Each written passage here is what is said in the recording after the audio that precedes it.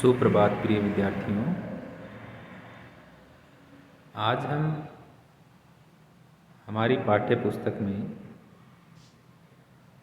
सप्तमः पाठ है, 7वें पाठ का अध्ययन करेंगे, जिसका शीर्षक है बकस्य प्रतिकारः।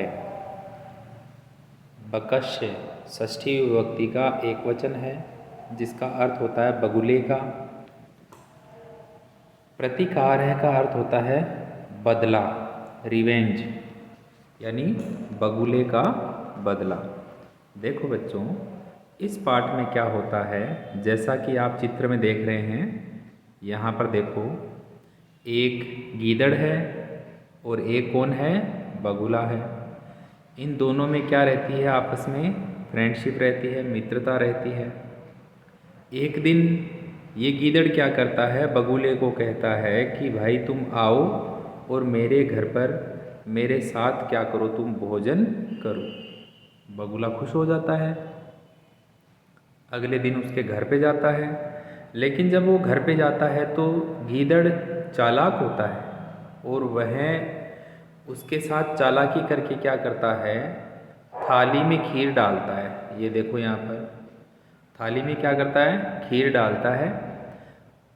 अब बगुले की चोंच क्या होती है, लंबी होती है, जैसा आप चित्र में देख रहे हैं। ठीक है, बगुले की चोंच लंबी होती है, तो बगुला इस लंबी चोंच की वजह से थाली से खीर खाने में क्या रहा, पूरी तरह से असमर्थ रहा, यानी थाली में से खीर नहीं खा सका। ठीक है, और बेचारा बगुला क्या करता रहा, खड़ा खड़ा वहाँ पर देखता रहा। और सारी खीर कौन खा गया, गीदड़ खा गया। बगुले को बड़ा बुरा लगा कि यार देखो, इसने मुझे बुलाया और मुझे तो कुछ खिलाया ही नहीं और खुद ही सारी चीज़ खा गया, यानी इसने मेरे साथ क्या किया, बहुत धोखा किया है। तो बगुले ने सोचा कि जैसा इसने मेरे साथ किया है वैसा ही मैं भी इसके साथ करूँगा। और ऐसा सोचकर बगुले ने भी क्या कर लिया, गीदड़ को बुलाया कि भाई आओ, तुम भी मेरे यहाँ पर भोजन करने के लिए आओ। ठीक है, अब जो गीदड़ होता है वो चला जाता है। अब बगुला क्या करता है, बगुला भी चालाकी करता है, उसको सबक सिखाने के लिए चालाकी करता है। और ऐसा बर्तन, ये देख रहे हो, संकीर्ण मुख वाला बर्तन, संकड़े मुख वाला बर्तन, उसमें खीर डाल देता है और कहता है कि आओ अब खाते हैं।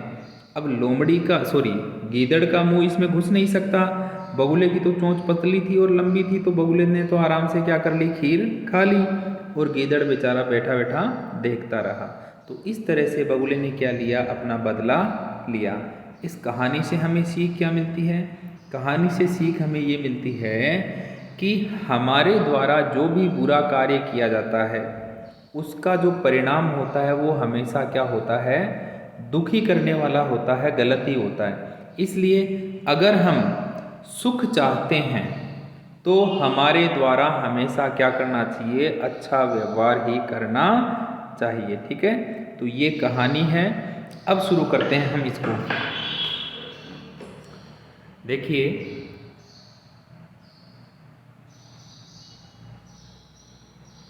एकस्मिन् वने शृगालः बकः च निवसते। एकस्मिन् वने यानी एक जंगल में, शृगालः का अर्थ होता है गीदड़, अंग्रेजी में इसको जैकाल कहते हैं। और बकः यानी बगुला, बगुले को अंग्रेजी में क्या कहते हैं, क्रेन। ठीक है, CRANE। निवसतः स्मः, अब निवसतः यहाँ पर क्यों आया है, क्योंकि ये दो हैं इसलिए द्विवचन का रूप आया है। और स्मः अगर लग जाता है किसी शब्द के आगे तो वह क्या हो जाता है, भूतकाल में बदल जाता है। तो लाइन का अर्थ क्या हो जाएगा, एक जंगल में गीदड़ और बगुला रहता था, तयोहो मित्रता आसीत। तयोहो का अर्थ होता है उन दोनों में, मित्रता आसीत यानी मित्रता थी, उन दोनों में क्या थी, मित्रता थी। एकदा प्रातः शृगालः बकम् अवदत्। एकदा एक बार, प्रातः यानी सुबह, शृगालः गीदड़ बकम यानी बगुले को अवदत बोला।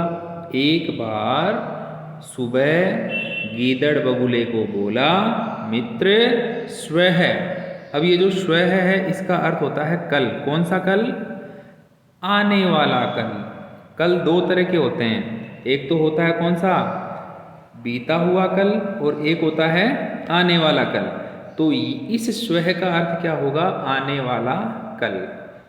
त्वम तुम, मया सह मेरे साथ, भोजनम कुरु भोजन करो। कल तुम मेरे साथ भोजन करो। तो शृगालस्य निमंत्रेण बकः प्रसन्न भवत। शृगालस्य निमंत्रण यानी गीदड़ के निमंत्रण से बगुला क्या हुआ? प्रसन्न हुआ। अभवत यानी हुआ। अग्रिमे दिने से भोजनाय शृगालस्य निवासम अगच्छत। अग्रिमे दिने अगले दिन, सह भोजनाय वह भोजन करने के लिए। वह कौन? बगुला। भोजनाय यानी भोजन करने के लिए। शृगालस्य गीदड़ के निवासम निवास पर अगच्छत गया, अर्थात उसके घर गया। जहाँ पर गीदड़ रहता था ना वहाँ पर वो गया। कुटिल स्वभाव है शृगालः स्थाल्याम बकाय क्षीरोदनम अयच्छत। कुटिल स्वभाव है।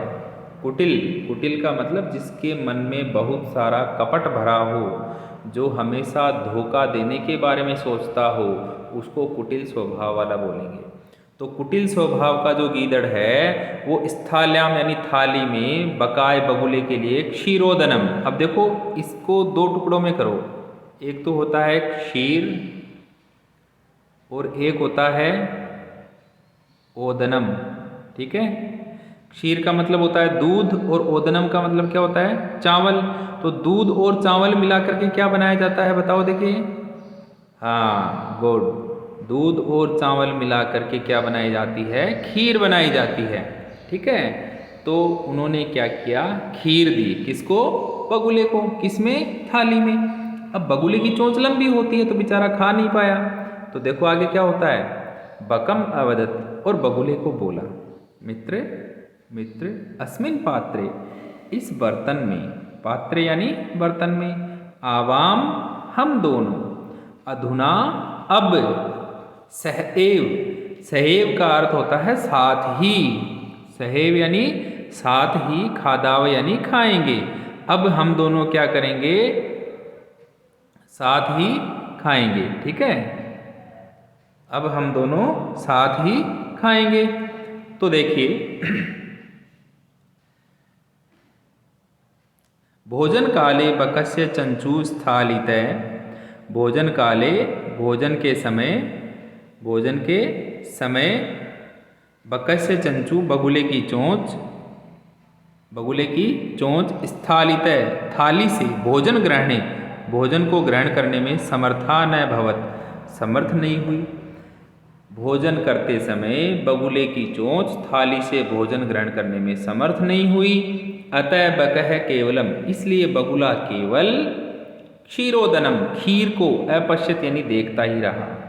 इसलिए बगुला बेचारा क्या करता रहा? पूरे टाइम खीर को देखता रहा। शृगालः तु सर्वम क्षीरोदनम अभक्षयत, और गीदड़ क्या कर गया? तू यानी तो, सर्वम यानी सारी, क्षीरोदनम यानी खीर, अभक्षयत यानी खा गया, सारी खीर खा गया। अब आगे देखो क्या होता है? शृगालेन वंचित बकय अचिंत्यत। शृगाल के द्वारा, गीदड़ के द्वारा, वंचित, वंचित का अर्थ क्या होगा? ठगा हुआ। वंचित यानी ठगा हुआ या धोखा खाया हुआ, ठगा हुआ। बकह बगुला अचिंत्यत यानी सोचता है। क्या सोचता है? यथा अनेन मया सह व्यवहार है कृत है।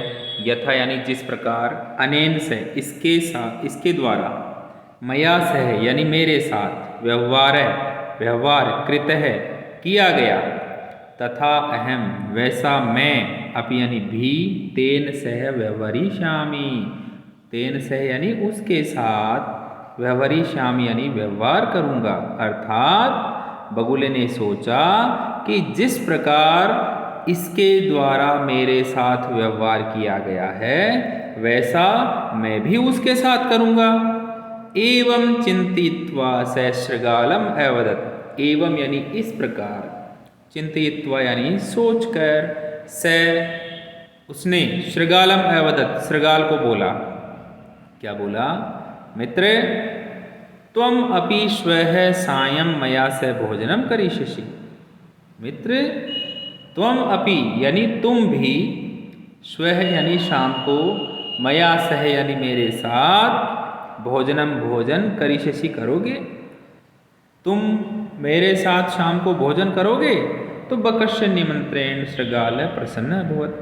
बगुले के निमंत्रण से शृगाल यानी गीदड़ प्रसन्न है यानी प्रसन्न, अभवत यानी हुआ। बगुले के निमंत्रण से गीदड़ क्या हो गया? प्रसन्न हो गया।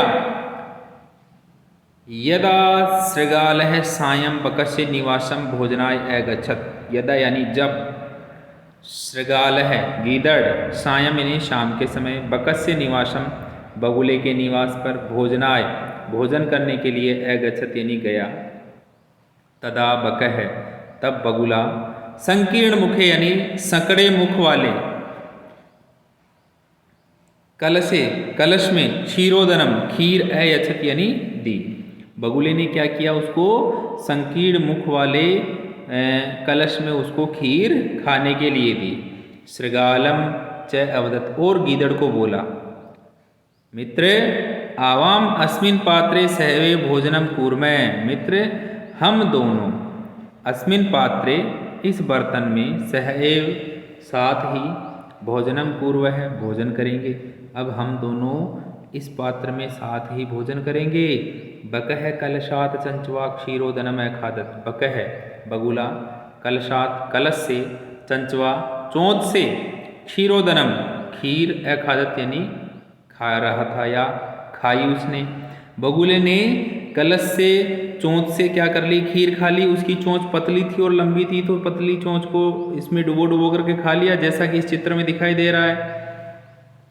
परंतु शृगालस्य मुखम कलशे न प्राविशत्। परंतु लेकिन शृगालस्य गीदड़ का मुखम मुख, कलशे कलश में, न प्राविशत् प्रवेश नहीं हुआ, अर्थात अंदर नहीं घुसा। अतः बकः सर्वम क्षीरोदनम अखादत्। इसलिए बगुले ने सारी खीर खा ली। सर्वम क्षीरोदनम सारी खीर, अखादत् यानी खा ली। शृगालः च केवलम ईर्ष्या अपश्यत्। और गीदड़ केवलम केवल, ईर्ष्या यानी ईर्ष्या से, ईर्ष्या मतलब जेलिसी, अपश्यत् यानी देखता रहा। शृगालः बकम प्रति यादृशम व्यवहारम अकरोत्। शृगालः गीदड़ ने बकम प्रति यानी बगुले के साथ, यादृशम यानी जैसा, व्यवहारम अकरोत् व्यवहार किया। बकः अपि बगुले ने भी, शृगालम प्रति बगुले गीदड़ के साथ, तादृशम व्यवहारम कृत्वा वैसा व्यवहार करके, कृत्वा यानी करके, प्रतिकारम अकरोत् अर्थात बदला ले लिया। जैसा व्यवहार गीदड़ ने बगुले के साथ किया वैसा ही व्यवहार बगुले ने गीदड़ के साथ करके अपना बदला ले लिया। उक्तम अपि कहा गया भी है। क्या कहा गया है? आत्म दुर्व्यवहारस्य फलम भवति दुखदम। आत्म दुर्व्यवहारस्य का मतलब होता है अपने द्वारा किए गए दुर्व्यवहार का। दुर्व्यवहार अर्थात बुरा व्यवहार। अपने द्वारा किए गए बुरे व्यवहार का जो फल होता है वो क्या होता है? दुखदम यानी दुखदायी होता है। अपने द्वारा अगर कोई बुरा व्यवहार किया जा रहा है, किसी के साथ हम बुरा कर रहे हैं, तो उसका परिणाम हमेशा क्या होगा? बुरा ही होगा। इसलिए तस्मात् यानी इसलिए, सद्व्यवर्तम, सद का मतलब अच्छा, व्यवर्तम यानी व्यवहार करना चाहिए, मानवेन यानी मानव के द्वारा, सुखेषिणा यानी सुख चाहने वाले। इसलिए सुख चाहने वाले मनुष्यों के द्वारा हमेशा अच्छा व्यवहार ही किया जाना चाहिए। क्या समझे? कि सुख चाहने वाले मनुष्यों के द्वारा हमेशा अच्छा व्यवहार ही किया जाना चाहिए। ठीक है, तो इस तरह से ये इस कहानी का मूल भाव हो गया, शिक्षा हो गई, मोरल हो गया कि अपने द्वारा किए गए बुरे व्यवहार का जो परिणाम होता है वो हमेशा बुरा अर्थात दुखदाई होता है। इसलिए यदि हम सुख चाहते हैं तो हमारे द्वारा हमेशा कैसा व्यवहार किया जाना चाहिए? अच्छा व्यवहार ही किया जाना चाहिए। वीडियो को आप बार बार देखना, प्रत्येक शब्द का हिंदी अनुवाद, हिंदी शब्दार्थ बताया गया है। ठीक है, ओके, थैंक यू।